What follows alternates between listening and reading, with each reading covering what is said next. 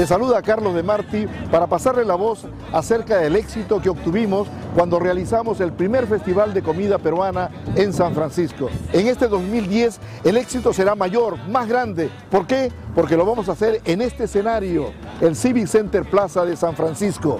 El 18 de julio, el éxito es parte de usted. Por favor, contribuya, esté con nosotros.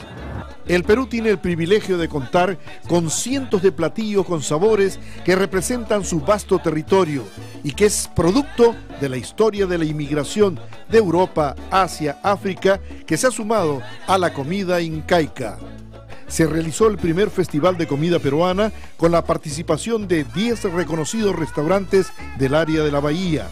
La respuesta del público fue extraordinaria. Más de 5.000 personas acudieron, miles se quedaron sin ingresar y no quedó ni un solo plato de comida.